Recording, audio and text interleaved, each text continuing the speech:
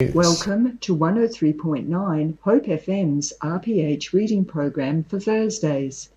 This program was created with the support of the Community Broadcasting Foundation. As the Esperance Tide has published its last issue in September 2023, we will be revisiting the Esperance Tide issues from last year.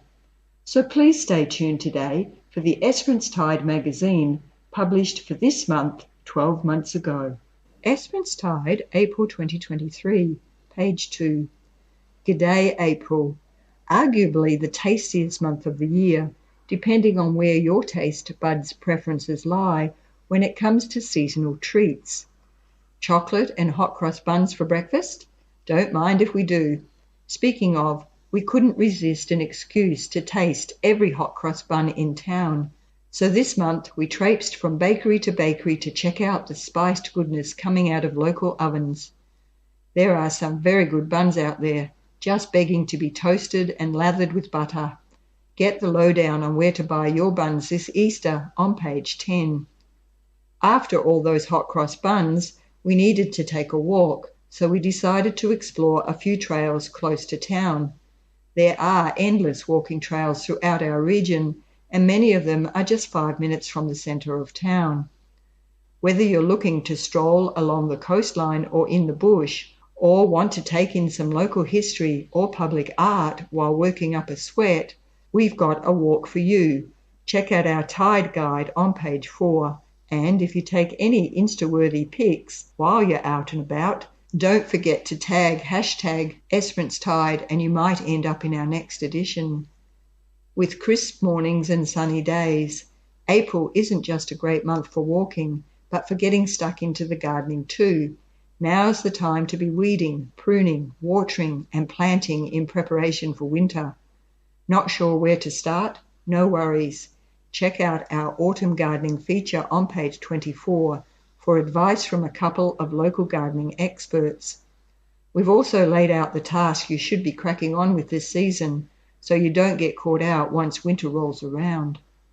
Now that summer's well and truly over and the pace is slowing down a little, you might have some time up your sleeve to lend a hand in the community. Nolson Readers is one local initiative looking for volunteers, so we visited Nolson Primary School to find out what the program is all about. Not only is Nolson Readers improving kids' literacy skills, but it's also helping them to connect with new people they mightn't otherwise have an opportunity to meet. Learn about the program on page 12, and if you've got a spare 30 minutes to read with kids once a week, get in touch with the school. Happy Easter, everyone! We hope your April is filled with as many smiles as chocolate eggs. Until next time, E.T. Esperance Tide, April 2023, pages 4 to 6. Tide Guide, 4 trails worth walking this autumn. Words and photography, Rosie Henderson, and read by Kathy. We're spoilt for walking spots in Esperance, with the ocean and bush right on the front and back doorsteps. There's someone for everyone just minutes from town, with trails that cater to all interests, fitness levels, weather, and wind directions. We revisited a few of our favourite walks and wanders around town to share with you here. Pop those kicks on and see you out there. In the bush. An inland treasure right near town, Keepwari is the local Noongar word for place of moving water. The Keepwari Walk Trail was designed as an educational experience for Esperance's wetlands, detailing why they are under threat and how you can help protect them for future generations. The walk begins at the Lake Wheatfield car park and is a 7-kilometre return track, allow 2.5 hours. That is suitable for all and great for nature and bird-loving enthusiasts. Make sure to leave your dog at home for this one, as dogs aren't allowed in the reserve. Winding through dune ridges and sedgelands and under canopies of banksias, this is a beautiful area to explore, with trees, lakes and birds galore. There are 2 bird hides on the trail that are peaceful spots to quietly observe wetland water birds, especially in the wetter months. There are information displays and facilities that allow you to sit back, relax, and soak up the peace and tranquility of this beautiful spot. You'll probably spot lots of swans and perhaps even a pelican or two. By the beach. The Great Ocean Path is iconic, not only in Esperance but in Western Australia. The trail is a bitumen track shared by walkers, runners, prams, kids, canines, skateboards and cyclists alike. Following the coastline west of town, you are never short of a sensational view, an eye full of Esperance magic.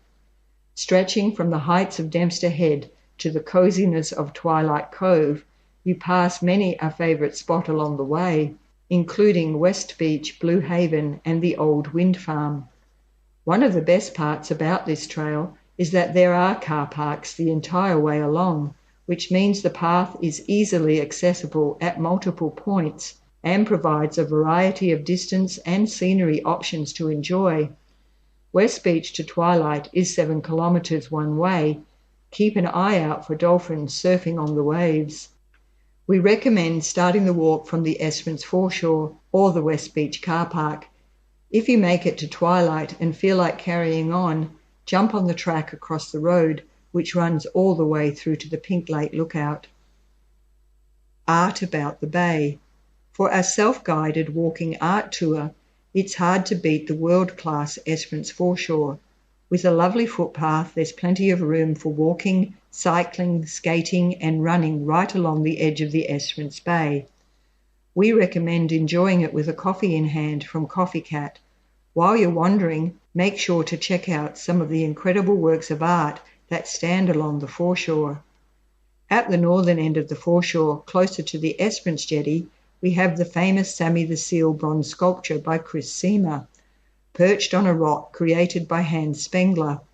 Sammy sits alongside some other beautiful pieces of art at the jetty, including the life-size bronze The Lumper, left, also by Chris Seamer in collaboration with Dan Gentle, which commemorates the dockers who unloaded cargo ships in Esperance's early days. Closer to town at the James Street precinct, we have the well-known Whale Tail, created by Jason Wooldridge and Cindy Poole. In the gardens near Taylor Street Jetty, you'll find Larry Youngson's 6 wooden figures, and overlooking the bay, Andreas Meyer's Don's Lighthouse sculpture. Venturing away from the ocean and along Andrew and Dempster Streets, you'll also find an amazing display of sculptures and murals, including the works of local Aboriginal artists Janelle Griffiths and Athaline Rose Thomas.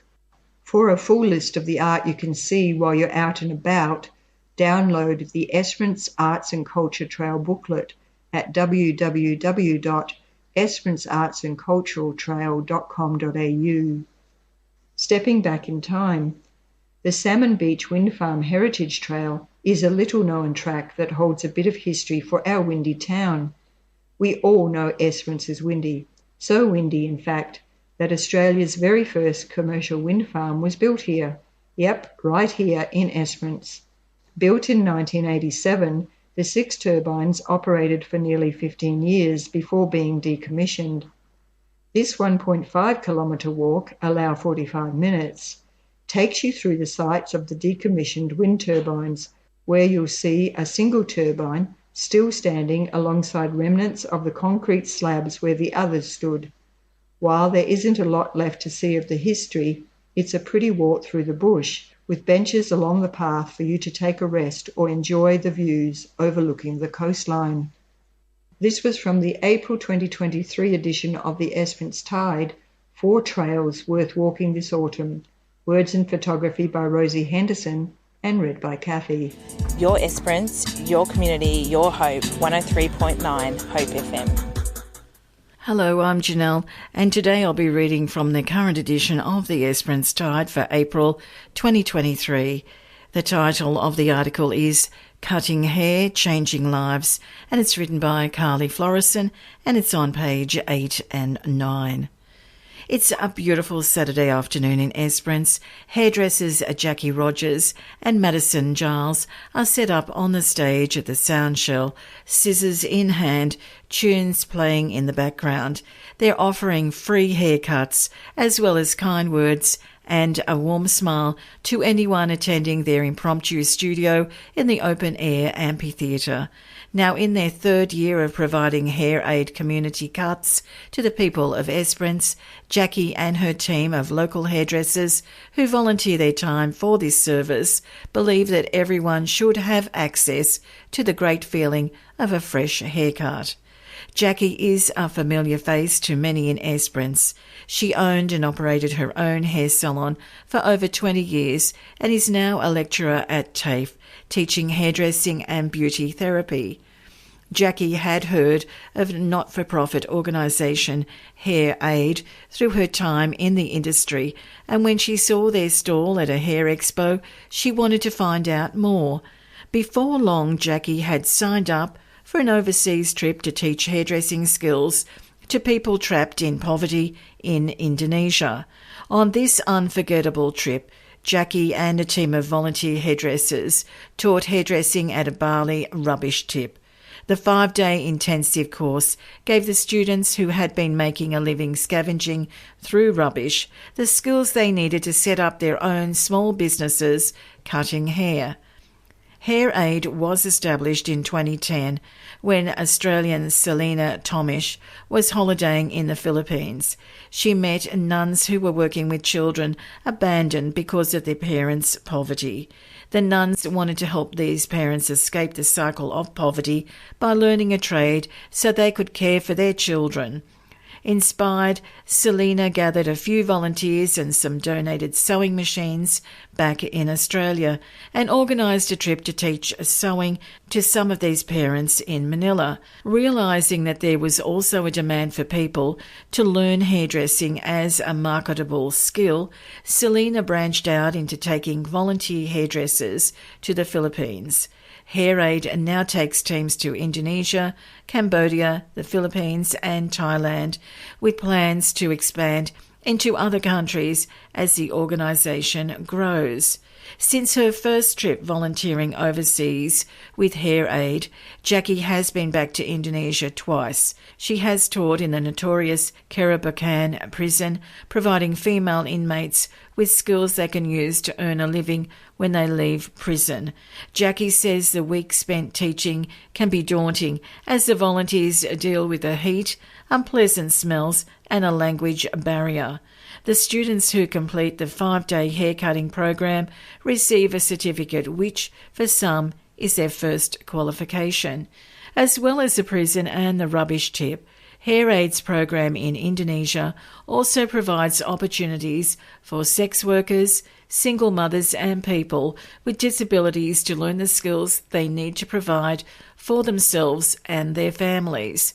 At the end of the week-long project, no one wants to leave, Jackie says. The relationships we make don't stop there either. They're lifetime friendships. Each project is a new experience with new, lifelong friends. There is nothing not to love about Hair Aid. In addition to its overseas training program, Hair Aid also runs a domestic program, Hair Aid Community Cuts, which recruits hairdressers to offer free haircuts to those in need in local communities. Through her involvement in the organisation, Jackie initiated a community cuts program here in Esperance. It operates every 6 weeks with the help of other hairdressers who volunteer their time. With the rising cost of living, haircuts have become out of reach for many. Jackie notes that a fresh haircut can make people feel good, and she believes that everyone deserves the dignity of a good haircut. It's an easy gift to give, Jackie says. Madison Giles volunteers her time with the program and appreciates having an opportunity to volunteer that fits in with her lifestyle and skill set. She says that community cuts are an awesome way to give back. It's nice meeting all the people who come in, she says. I always feel better afterwards. Jackie is now preparing to go back to Indonesia for her 4th international project with Hair Aid. While she's received some generous support for these trips, they are partly self-funded. She is looking forward to seeing some of the friends she's made through the program and the impact the training course will have on the students. Jackie says the training has the ability to change not only the students' lives, but the lives of their families as well. It really is the gift that keeps on giving, she says. Find out more. To find out more about Hair Aid, visit www.hairaid.org.au. The article that I've just read for you was titled Cutting Hair, Changing Lives. It was written by Carly Florison and it's on page 8 and 9 of the current edition of the Esperance Tide for April 2023, and it was read by Janelle. Hello, I'm Janelle, and today I'll be reading from the current edition of the Esperance Tide for April 2023. The title of the article is Creating Connections Through Reading. Words are by Hannah Seamer, photography Rosie Henderson, and it's on page 12, 13 and 14. Each afternoon, locals from a cross-section of the Esperance community gather in Nelson Primary School's library to listen to students read. It's a simple concept, having a big impact on kids' lives, not only improving their literacy skills, but providing them with a greater sense of connection too. Nelson Readers kicked off in Term 3 last year. The volunteer program was established after the school recognised many of its students didn't have the opportunity to practice their reading skills one-on-one with an adult at home. Not only was this stifling literacy growth, but also inhibiting the students from successfully participating in the school's home reading program, which rewards children for reading outside of school. Many students were unable to participate because they couldn't have their reading signed off by a parent. Nelson Primary School Principal Crystal Wiggins says, "We wanted to provide an opportunity so students could achieve in that program, and by bringing on the Nelson Readers, kids are getting that chance." Shortly after the commencement of the program, it became evident that Nelson Readers provided students more than just a signature in their reading log, with many children also benefiting from spending time with the volunteers. As such, the program has now expanded to include all students in years 1 to 6, not just those unable to complete home reading on a daily basis. The program is providing our students with positive mentors who they can engage with and chat with, Crystal says. We've found that some volunteers come in and might not even pick up a book in that session.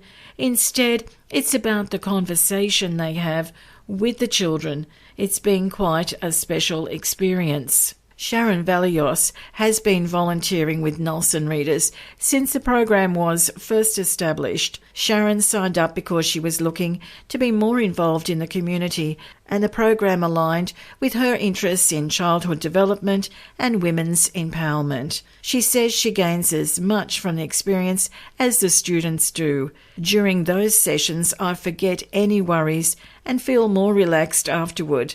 I also learn a lot from the children, as they often have a practical and insightful perspective on life, Sharon says. It's incredibly fulfilling to be a part of their growth and witness their progress.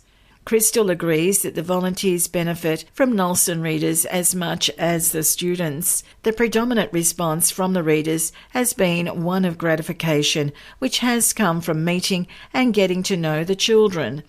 The number one thing we hear from our readers is about the relationships they're building with the kids and the stories and laughs they have in the sessions, Crystal says. You can hear the happiness. The Nelson Readers make up just some of the 100 volunteers who support the school through different events and programs, such as its annual Nelson in November celebration and breakfast club, which provides free breakfast to students before the school day starts. Alongside the staff, students and families that make up the Nelson primary community, volunteers play a vital role in helping the low socioeconomic school flourish. Everybody is welcome in our community and acknowledged for who they are and respected for that, Crystal says. We welcome everyone to come in and see how special it is in Nelson, because there's a lot that's great about our school. You've just got to step inside to see it. Nelson Primary is always on the lookout for community members, whether they have an affiliation with the school or not, to lend a hand with its various events and programs. Nelson Readers is no exception, with a greater number of volunteers needed to help keep the program running. The commitment is minimal, with volunteers required for as little as half an hour a week, but in that short space of time, readers will be provided what Sharon describes as an incredibly fun and rewarding experience. If you're looking for a fun and engaging way to become more involved in the community, this is an excellent opportunity to make a difference through the children who represent our future, Sharon says. Each student is very special and they never fail to surprise me, making all the effort completely worth it. Become a Nelson Reader. To join Nelson Readers, you need nothing more than a spare half an hour, one afternoon a week, and a Working with Children check. For further information about the program, as well as other ways you can volunteer at Nelson Primary School, call 9076 3800 or email nelson.ps@education.wa.edu.au. The article that I've just read for you was Creating Connections Through Reading, words by Hannah Seymour, photography by Rosie Henderson, and it was in the current edition of the Esperance Tide for April 2023, and it was on page 12, 13 and 14, and it was read by Janelle. You can feel it, measure it, sit on it, lay on it, smell it, put your feet up on it and open it. Basically, you can get up close and personal with all the furniture and bedding at Florison's Home Furnishers. Florison's have a huge variety of furniture and bedding in a great mix of styles that no matter what your taste, you're bound to find it. In fact, Florison's is so big and packed with so much, you might be tempted to move in. Come and choose your new furniture now at Florison's Home Furnishers in the huge showroom on Norseman Road. Proud sponsors of Hope FM. Esperance Tide, April 2023, page 17, The Bridge. February and March have been a whirlwind, bouncing between shows on the road with Grand Casual, recording and multiple ticketed and free events. It's unsurprising that I've been experiencing a level of burnout. Across the last fortnight, I've felt anxious and zapped for energy and motivation. During these periods where I struggle to find downtime, particularly if there is a good deal of travel involved, I'm quick to set aside the activities that support my mental health, like exercise, eating well, and catching up with close friends for a coffee. My experience tells me that maintaining these activities is as important as speaking to a counsellor or utilising the correct prescription medication in the management of mental health. Another element I struggle with as a small business owner is learning when to say no to work inquiries. Sometimes we are simply not in a position to take on all and everything that is thrown at us. Saying no in this situation can be difficult, though it is an essential skill to develop. There are a lot of cool musical happenings on the horizon, kicked off by the Cannery Art Centre's open mic, falling on Good Friday, April 7 at 5:30 p.m. It's free entry and supported by Mineral Resources Limited. Your Easter weekend gains pace with a quality evening of tunes at Lucky Bay Brewing, featuring Josh Bryant, Kaiser, and local DJ TLC. Round out a brilliant weekend with live music at the Museum Village Markets on April 9, supported by the Shire of Esperance, and a rowdy Sunday afternoon at Lucky Bay Brewing with Bottom of the Barrel. For more April info, head across to www.kaiserpresents.com. My focus now turns to programming the Club 75 series through winter, releasing music with Grand Casual, and the slow and steady coordination of balmy nights. A little downtime is looking amazing. Kyron Smithson, Kaiser Presents. Esperance Tide, April 2023. I'm Janelle, and the article I'm reading for you is Meet the Artist, Jack Welk, and it's on page 18. Jack Welk is a sculptor who has recently had his work on display in Cottesloe's prestigious public exhibition, Sculpture by the Sea. The giant metal golden ghost crab took about 1,000 hours to design and build, with Jack working on the piece after work several nights a week over a 2-year period. A farmer, Jack attributes his metalwork skills to welding and building agricultural equipment in the farm workshop. Firstly, tell us what you create. I make metal sculptures based on animals. I like to use shapes to create a shell-like structure, predominantly with triangles. My most recent sculpture was based on the beach-dwelling crustacean, the golden ghost crab. I wanted to make a striped back version that really emphasised the crab's ruggedness. Were you an artsy kid? I enjoyed drawing and design in high school, but then I focused on farming, so I hadn't further explored my artistic side. I discovered a new interest in art over the past 4 years while creating metal sculptures. What inspired this piece? It's based on a golden ghost crab that I spotted while on a camping trip in Coral Bay. The species is found only along the coast of Western Australia, between Perth and Broome. They are extremely fast on sand. In fact, they are the fastest crab species on Earth, and in combination with being predominantly nocturnal, they often evade observation. While swimming in Coral Bay many years ago, I came across one in the water and was able to pick it up. I remember thinking at the time that it was the most impressive crab that I had ever seen. A 2-year creation process sounds arduous. Each angle had a corresponding mirrored angle, except for the claws, and the challenge was getting them to match perfectly. Some nights felt as though I was spending more time taking pieces off than putting new ones on, because the symmetry got out of whack. I learnt fairly early on that patience saved a lot of time. Was it always your intention to enter the piece in Sculpture by the Sea? Not initially, but once I saw it taking shape, I decided to give it a crack. It's an amazing feeling to have had my piece in Sculpture by the Sea. The exposure has been incredible, and I feel very grateful to have had the opportunity. Sculpture by the Sea was my first time exhibiting, and I'm hopeful I can get the opportunity again. Now this project is over, what's next? I haven't decided yet, but something ocean-related. When you're not sculpting, what can we find you doing? When I'm not sculpting, I'm doing a wide array of farm activities.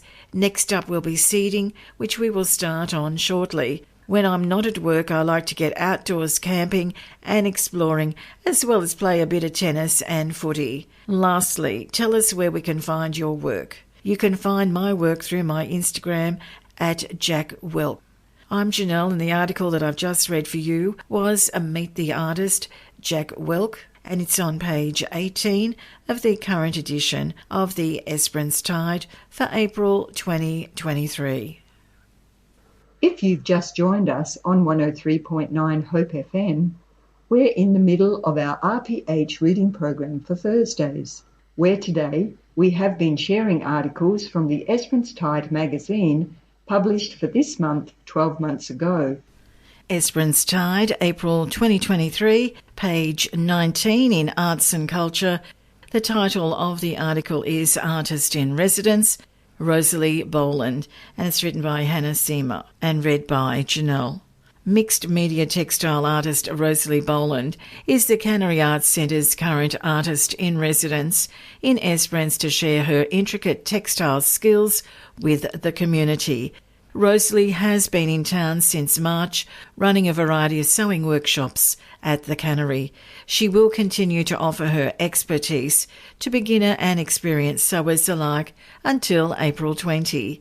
After fostering an early love for textiles in high school, Rosalie studied applied fashion design and technology, screen printing and digital design for textile at TAFE before completing a Bachelor of Dramatic Art in Costume at the National Institute of Dramatic Art. Since graduating, Rosalie's career has seen her work with the likes of Lady Gaga, the Australian Ballet, Netflix, Amazon and Disney.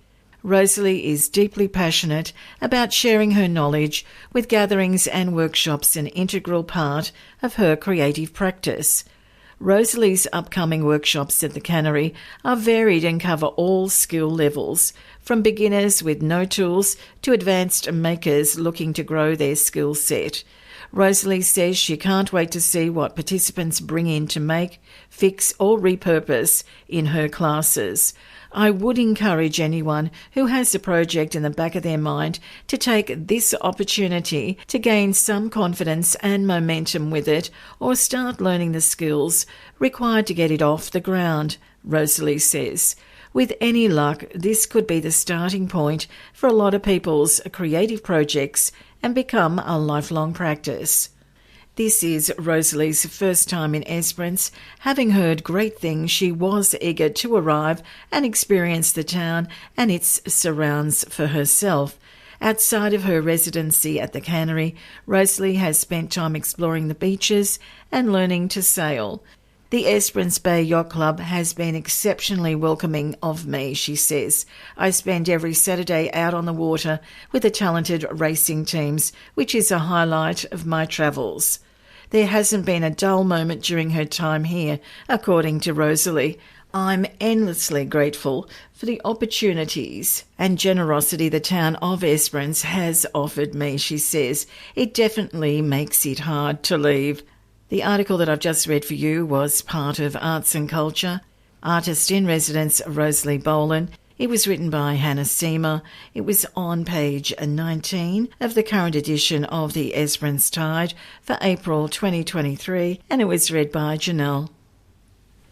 Hello, I'm Janelle, and today I'll be reading for you from the current edition of the Esperance Tide, April 2023. The article is titled 5 Minutes with Laura Petrie. It's written by Karen Smithson, and it's on page 20 and 21. Laura Petrie has been based in Esperance for a number of years now. Laura is an exceptional performer, having honed her live delivery across multiple events, including many sets at Lucky Bay Brewing and some memorable performances at the Cannery Arts Centre, most recently opening Balmy Nights 2022. She's a truly honest artist who leads with pure vocal tones and the lush sound of her Cole Clark acoustic guitar. Original compositions have been a major focus over the past year, with Laura's repertoire expanding substantially. Her lyrics are down to earth and openly portray the ups and downs of life that are common to all of us. Her style leans towards that of classic folk country, perfectly suited to a casual Sunday afternoon accompanied by good food, friends and family. Thanks so much for joining us here at Esperance Tide. I thought I'd begin by asking what you feel has been the key motivator behind your recent flurry of songwriting. My songwriting has taken shape more recently, I guess, with a combination of things. A big influence being the first wave of my songwriting was losing my mum. She always played music and taught me how to play. She was my biggest fan. So writing has been dedicated to her. The hardships over the past few years during the pandemic brought a newfound admiration for self-expression and finding time to do the things you love. The challenges of raising good humans has given me words to express too. Do you feel your writing style or technique has evolved over the past 12 months? I have discovered how to compose songs less cumbersome than before, making the process easier to write. I think my style is evolving, but sometimes I feel they sound too similar. Key influences on the way you write? My struggles and what I feel passionate about. Do you have advice for artists who are struggling to write new music? I really don't think I have any advice, but what helped me was making more time to play, having a pen and paper, recording a tune, then making up words over it. Do you plan on recording some of your original tracks down the line? I do. I would love to, and not necessarily for the fame and fortune, but just to have better copies of my songs than recordings on my phone. Who are you currently listening to? It's always a range of artists depending on my mood. But Gregory A. Isakov, Louis Capaldi, Mumford and Sons, Audioslave, Ben Howard, Coldplay, Eddie Vedder, and so many more. Would you expand your live act beyond solo in the future? If so, which instruments do you feel would be suited? I would love someone to play guitar and perhaps percussion and sing harmonies. Favourite meal in Esperance? I love the garlic bread at the brewery and the scrambled miso eggs at Cloud 11. Do you have a favourite Esperance beach? This constantly changes, but during the summer it's Salmon Beach, and in winter it's Observation or any of the Mile beaches. The article that I've just read for you was 5 Minutes with Laura Petrie. It was written by Kyron Smithson. It's on page 20 and 21 of the current edition of the Esperance Tide for April 2023, and it was read by Janelle. Hello, I'm Janelle, and today I'm reading from the current edition of the Esperance Tide for April 2023. The title of the article is Autumn Gardening, and words are by Carly Florison, and it's on page 24 and 25. April is a wonderful month for gardeners. The days are crisp and still, March flies begin to dissipate, and winter rains are just around the corner. The veggie garden is full of produce and flowers are still in bloom, but as usual, there is plenty of work to be done. Autumn is a season for pruning and weeding, watering parched soil and planting in time for the winter growing season. Here in Esperance, we're lucky to have mild, sunny days in autumn, making it the perfect time to get out into the garden. Catherine Walkerden is the coordinator of the Cannery Arts Centre's community garden, Forage. At this time of year, Forage volunteers are busy building extra garden beds and working on composting and weeding. Catherine says April is a good time to sow seeds for winter veggies like cauliflower, broccoli, broad beans and snow peas. We're also hoping to do some native garden planting around the cannery after the first rains, Catherine says. Forage holds its gardening days on the second and fourth Sunday of every month. We've had a really great turnout lately. It's a fun day with lots of opportunities to chat and learn. Antoinette Vincent of Esperance Farm Trees is also busy at this time of year with plenty of weeding and other jobs to be done in the garden. With her focus on native plants, Antoinette suggests that gardeners wait until after the first rains to plant any trees or plants that won't get watered regularly. Although natives that will get watered can be planted at any time of year. Her tips for making sure that your native plants get off to a good start include putting gel crystals at the bottom of the hole before planting to keep moisture up to the plant's roots and adding a native plant pill for fertiliser. At this time of year, the ground is dry and Antoinette recommends watering native plants a lot, but not too often. A good drench once a week will encourage the roots to go deep, she says. Not sure where to start in your garden? Here are some gardening tasks that you can focus on in the month of April. Feed your garden.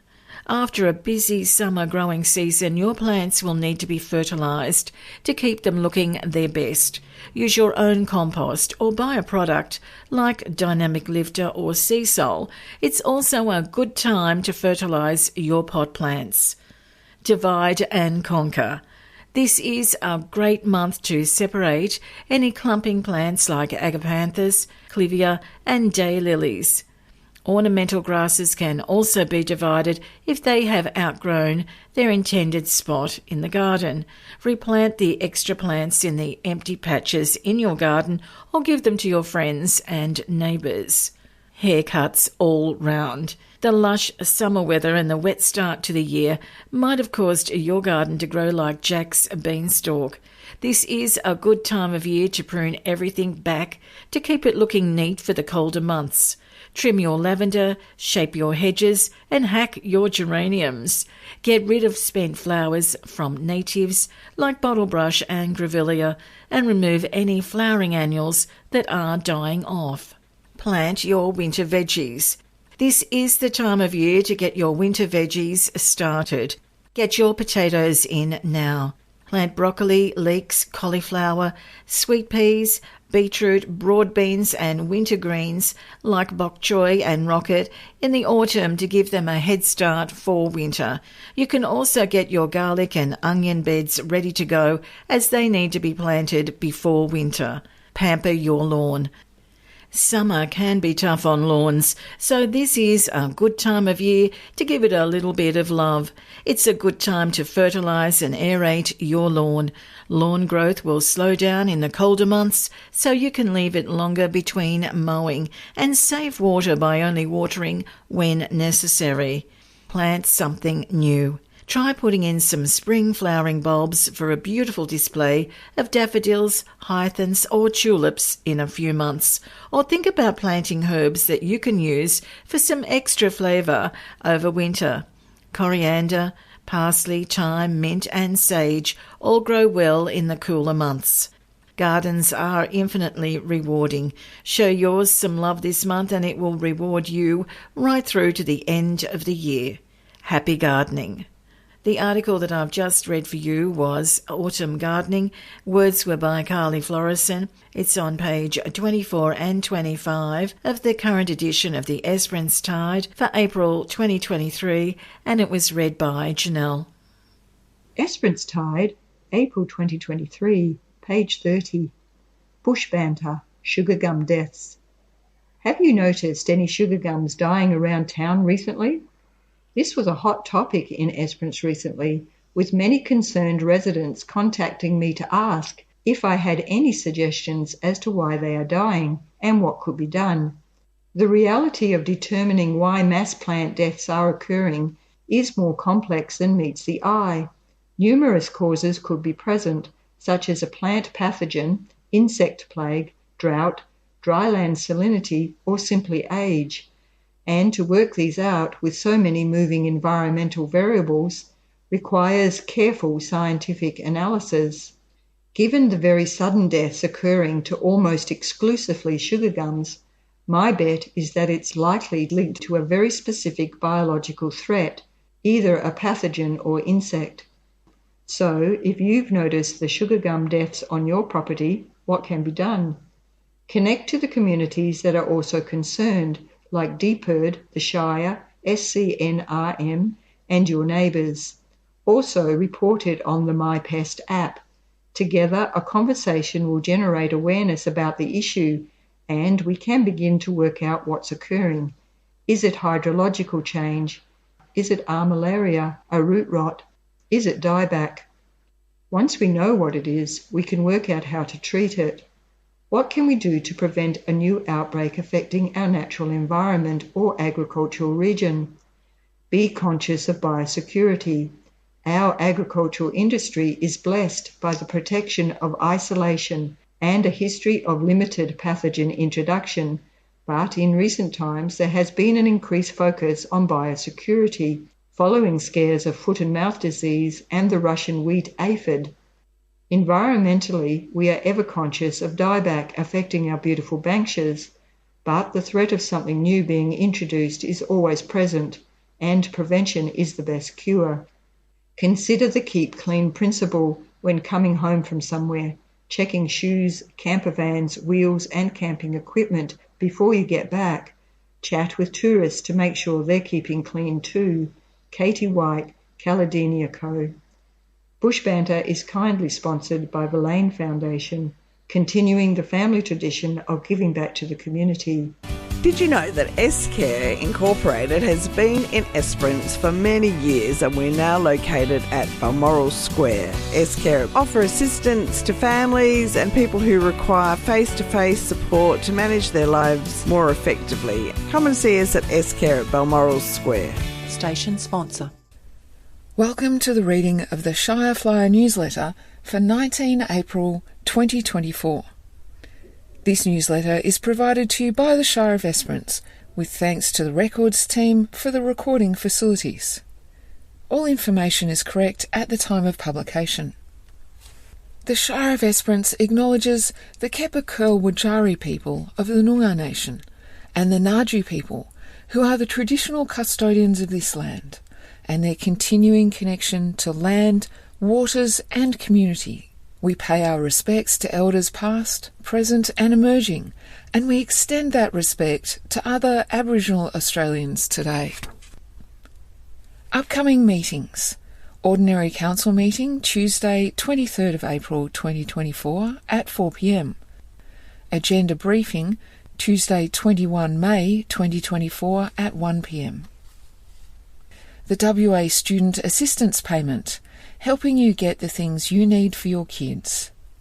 Get ready to claim by setting up your digital identity on Service WA.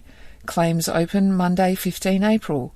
$150 for each kindergarten and primary school student, $250 for each secondary school student. Help accessing WA Student Assistance Payment. Parents, did you know our fantastic Esperance Library staff can help you access the WA Student Assistance Payment? Esperance Library staff proudly provide technical help to our community and are happy to assist. You will need up-to-date Service WA and MyGov ID apps to claim this payment, apps that aren't known for inducing calm. This is where Library Technician Extraordinaire Chrissy steps in. With all the required information at hand, Chrissy can tame the MyGov ID app in 15 minutes. Anyone who's attempted to set MyGov ID up on their own will know how valuable her help is. Read the information on the WA Student Assistance Payment at education.wa.edu.au/WASAP. Take notes on what information you'll need and make an appointment with Chrissy by calling the library on 9083 1500 or email library@esperance.wa.gov.au. Put your skates on to get your payment. All claims must be received by 28 June. Sign up to e-rates. Would you like to receive your rates notice more conveniently straight to your inbox? Then register for e-rates. It's easy. We encourage our ratepayers to receive their rates notice via email. It's much more efficient and convenient. Plus, we don't use paper, which is better for the environment.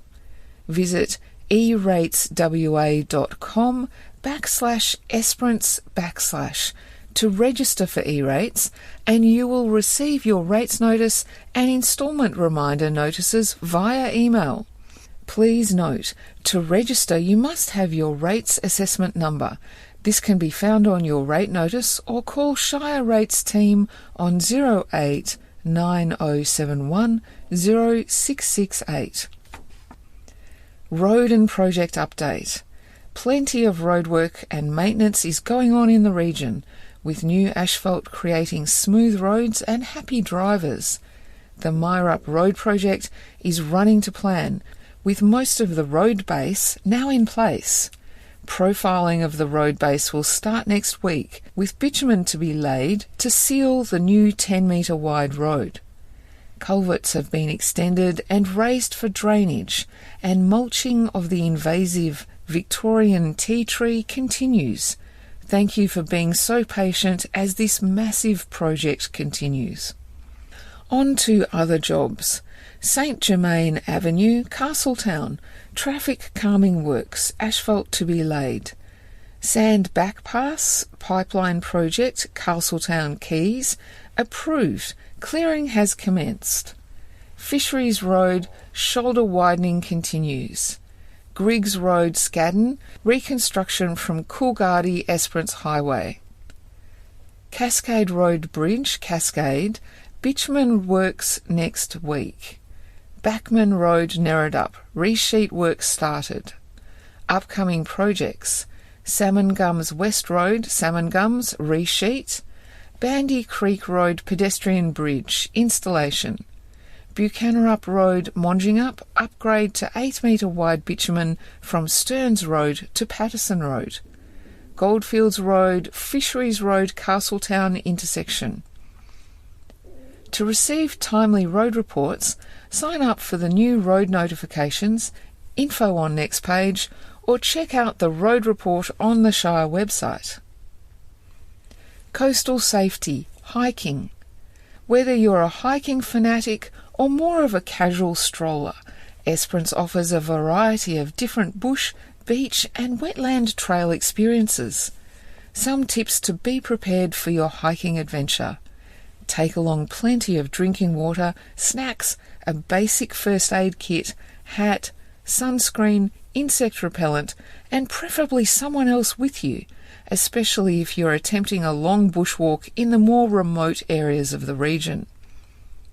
Mobile coverage isn't guaranteed, so download or carry a map with you. Snake bite bandage. A list of our favourite trails and walkways can be found at visitesperance.com. Marine Park submission.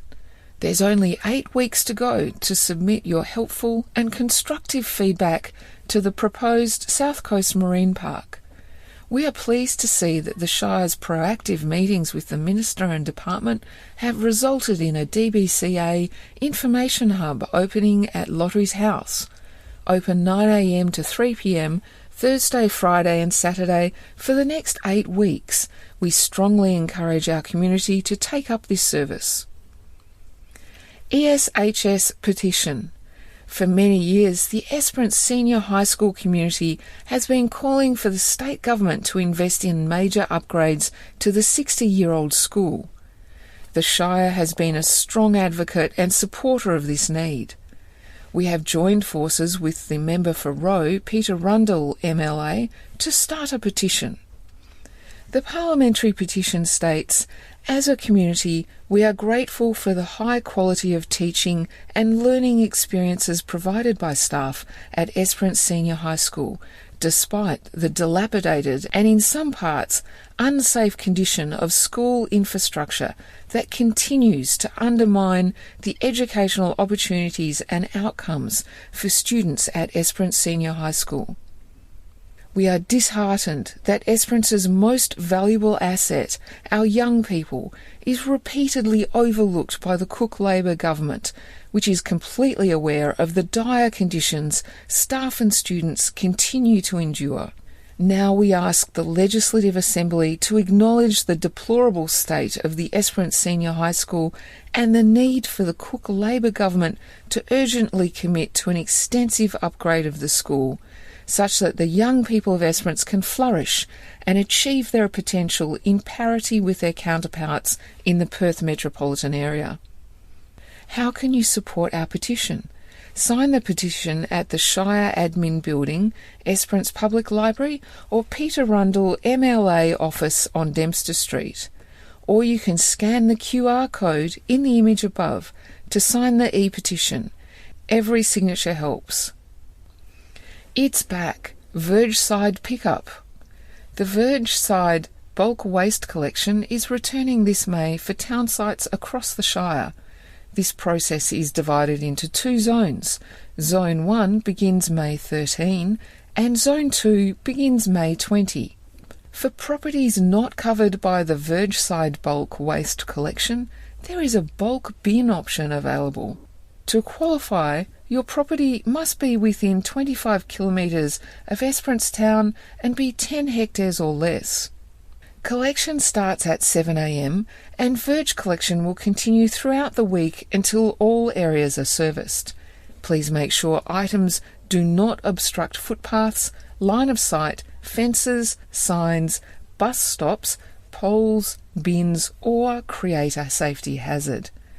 Place items neatly on the verge up to 1 week before collection and no later than the evening before. Check out the Shire website for more information. Road Report notifications. On our new website, we have a feature called Road Report. This page reports on road conditions, scheduled works and closures using an interactive map or table view for the whole of Esperance. Now that the new website is up and running, our old system, which you may already be signed up for, will be suspended on 30 April. Sign up now. Check, plan, go. Check the website and sign up for updates. Plan your route around closures or disruptions. Go. Drive your safely planned route. Sign up for our new road report to receive automatic email notifications on road conditions. esperance.wa.gov.au/website notifications. You've been listening to 103.9 Hope FM's Thursday morning's RPH reading program, where today we have been sharing articles from the Esperance Tide magazine published for this month 12 months ago. Thanks for your company. This program was created with the support of the Community Broadcasting Foundation.